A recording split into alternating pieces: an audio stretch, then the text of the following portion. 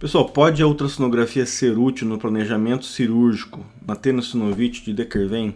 Então, nesse trabalho aqui, né, que foi feito pelo Departamento de Cirurgia Ortopédica e Radiologia, né, na Coreia do Sul, eles avaliaram algumas situações em relação à tenossinovite do primeiro compartimento extensor. Então, a gente vê aqui, foi realizado então um ultrassom do primeiro compartimento extensor. Esse é um paciente que tem uma tenossinovite, a gente observa esse halo hipoecogênico aqui, com uma hipertrofia sinovial, né, e com 3 tendões dentro, né, então com múltiplos tendões, isso pode ser um fator predisponente aí da tenossinovite. Observamos também aqui um septo, né, um septo hipoecogênico, separando ali o tendão extensor curto do polegar e o abdutor longo, tá? Então, um paciente com tenossinovite realmente. Tem algumas situações aí que levam a problemas pós-cirúrgicos, né? Então, depois que o paciente faz a cirurgia de Dequervain, né, da tenossinovite, ele pode ter uma subluxação ali dolorosa, né, volar dos tendões, liberação incompleta do compartimento pode ocorrer, lesão do nervo radial superficial, tá? E às vezes tem uma cicatriz cirúrgica que o paciente não gostou muito ali da cicatriz que teve no pós-cirúrgico, tá? Eles viram que pela ultrassonografia, então, você saber a anatomia do nervo radial superficial pode ser interessante e pode levar a um procedimento mais seguro, tá? Um procedimento cirúrgico mais seguro. Só mostrando aqui um paciente, então, com tenossinovite do primeiro compartimento. Nesse caso, é uma tenossinovite dominante, ou seja, o extensor curto do polegar ele está acometido. A gente vê que ele está mais arredondado, tem um halo, uma hipertrofia sinovial. Já o abdutor longo ele não está acometido, então ele tem uma dominância de tendão, tá? E tem um septo aqui também, ó, que teve um septo hipoecogênico separando os tendões. Isso que é importante também para a cirurgia, né? Nesse caso, tem uma tenossinovite difusa do primeiro compartimento. O abdutor longo e o extensor curto estão acometidos. Tem um septo aqui no meio, ó, mas ele não tem uma dominância, né? Ele não tem um tendão dominante que está sendo acometido. Ele é difuso essa tenossinovite, tá? Nesse outro paciente, então, também tem uma hipertrofia sinovial, né?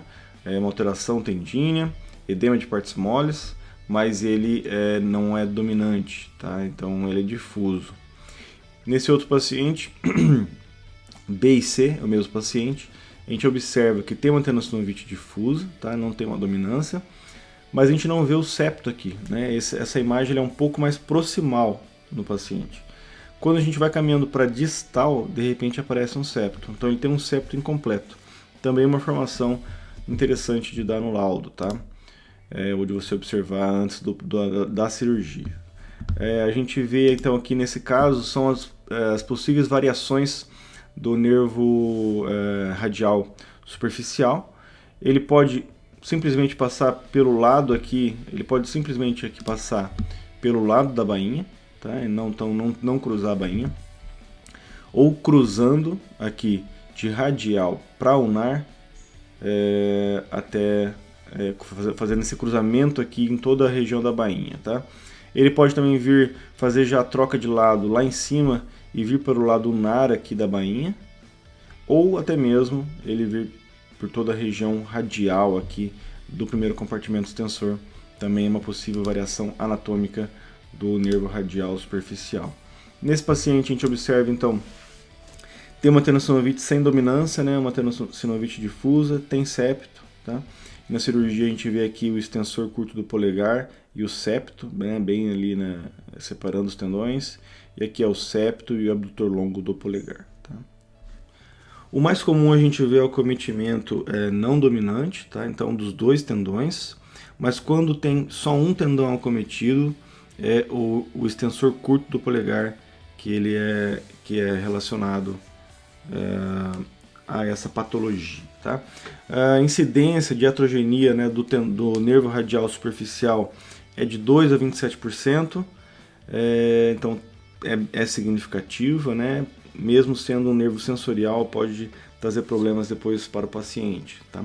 E um estudo prévio demonstrou que o nervo radial superficial ele percorre por cima do primeiro compartimento extensor em cerca de 35% dos casos. mas o trabalho deles foi em cerca de 70% dos pacientes, então teve uma relevância bem importante, tá? Então, concluindo, você entender a anatomia do nervo radial superficial é muito importante na fase pré-operatória, pode ajudar o cirurgião nesse sentido, né? Prevenindo ali uma injúria desse nervo, e também a gente saber se tem acometimento dominante ou não, se há um septo entre os tendões, tá? Então a gente observa aqui, então, 3 coisas que a gente pode tirar desse artigo, né, ou desse assunto. Primeira coisa, a gente observar se tem o septo, tá? Se tem septo entre os tendões. Se esse septo é completo ou se esse septo é incompleto. Outra situação, questão da dominância, né? Então, tem uma dominância dos tendões, é um tendão só que é acometido ou é difuso, né? Isso é importante também. E a anatomia do nervo radial também pode ajudar bastante no pré-operatório. Um abraço a todos, até mais.